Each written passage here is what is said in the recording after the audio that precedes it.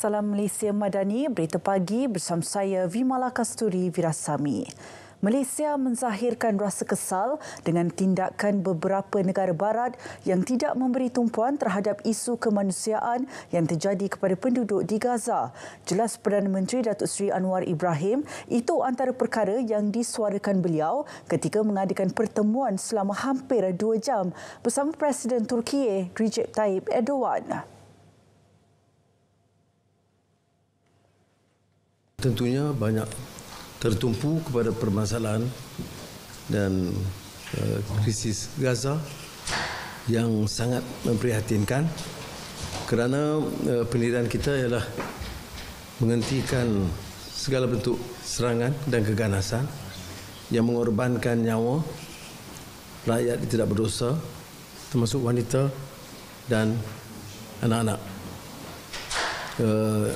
Kita mengulangi pendirian tentang keperluan menyalurkan bantuan kemanusiaan dan perubatan, dan Turki tentunya agak ke depan kerana menyediakan pasukan perubatan, kemudahan yang lain untuk cuba meringankan walaupun masih mengalami kesukaran untuk sampai ke kawasan pedalaman Gaza.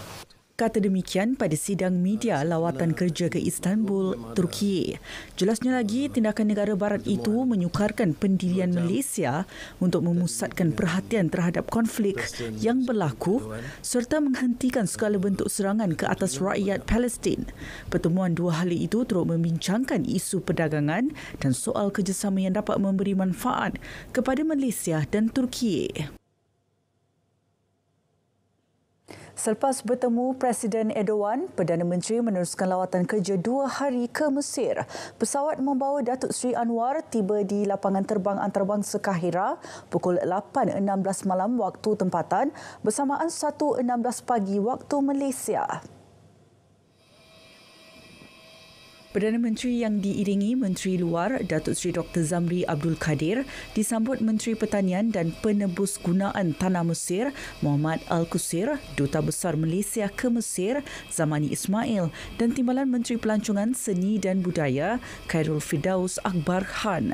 Agenda pertama Perdana Menteri sebaik tiba di Kahira ialah menghadiri Majlis Ramah Mesra dengan 1,200 diaspora Malaysia di Mesir. Beliau dijadual mengadakan kunjungan hormat ke atas Presiden Mesir Abdel Fattah Al-Sisi di Istana Al-Ittihadiyah. Fokus utama kunjungan itu bagi membincangkan usaha bersama kedua-dua negara dalam menyumbang penyelesaian krisis Palestin-Israel yang semakin meruncing.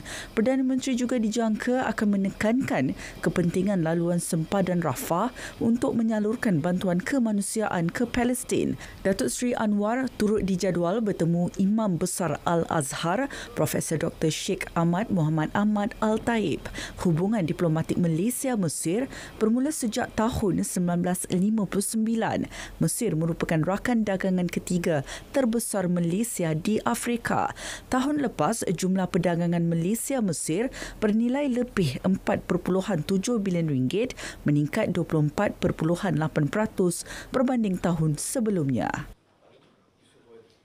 Sementara itu, pada Majlis Ramah Mesra dengan diaspora Malaysia di Mesir, Datuk Seri Anwar turut menyentuh isu Palestin-Israel supaya diambil iktibar. Perdana Menteri menyeru golongan muda agar mempersiapkan diri mengangkat darjat martabat ummah menerusi kekuatan akidah, akhlak dan sasiah, juga meliputi keterampilan disiplin dan ilmu dalam pelbagai bidang. Beliau juga sekali lagi menegaskan bahawa serangan Israel terhadap rakyat Palestin di Gaza perlu dihentikan segera, terutama terhadap golongan wanita dan kanak-kanak. Jelasnya keengganan negara-negara barat untuk menjamin penyaluran makanan dan ubat-ubatan di Gaza juga membuatkan beliau bertemu dengan pemimpin-pemimpin negara Islam bagi meredakan tekanan terhadap rakyat Palestin.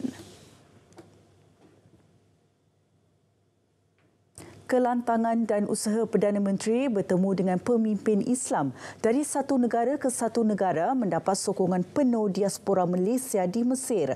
Mereka turut mengecam tindakan rejim Zionis yang menindas rakyat Palestin. Hari ini perasaan saya sangat gembira sebab peluang untuk bertemu dengan Perdana Menteri ini adalah satu peluang yang saya anggap seperti permata yang mendelik. Ini saya rasa satu perkara yang betul-betul luar biasa lah bagi seorang Perdana Menteri yang betul-betul bersungguh-sungguh untuk menyelesaikan isu di antara Gaza dan juga Israel. Dia sangat-sangat saya setuju peluang dan pekerjaan yang dilakukan oleh Perdana Menteri sendiri. Ini adalah satu perkara yang bagus. Lebih-lebih lagi pada saat sekarang ni, yang mana kita dapat lihat berlakunya peperangan dekat Palestin tu, dan kita dapat lihat ini merupakan langkah yang terbaik untuk negara Islam untuk lebih ke hadapan, dan kita dapat tunjukkan bahawa Islam ni tak lemah lah, dan yang dipimpin oleh Datuk Seri sendiri. So ini mungkin permulaan untuk kebangkitan bagi negara Islam. Dengan kesudian Perdana Menteri meluangkan masa menjawab soalan-soalan yang diutarakan walaupun beliau terikat dengan jadual yang padat. Kita orang rasa berbangga lah, seronok.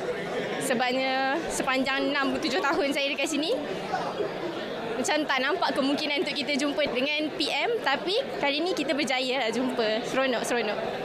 Of course berbangga sebabnya kita orang kat sini dah lama juga. So perkembangan Malaysia dari segi politik ataupun apa-apa berkaitan dengan isu semasa Malaysia dapat dijawab serta-merta waktu diadakan question and ask kat sini. Baik, kita beralih ke perkembangan ini.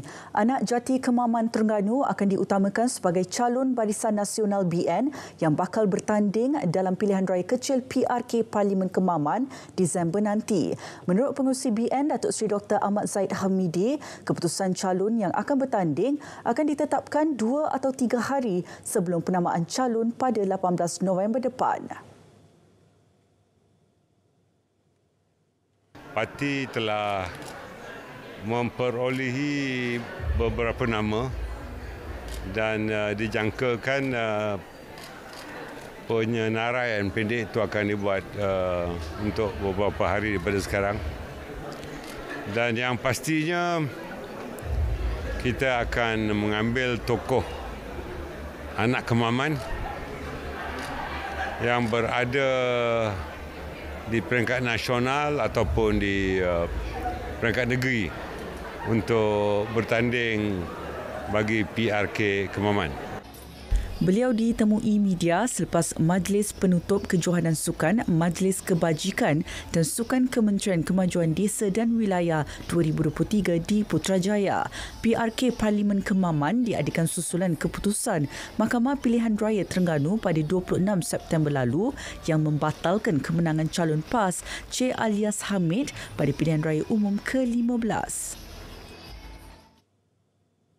Kaedah baharu bagi memperkasa program Jualan Rahmah akan diperkenal tahun depan.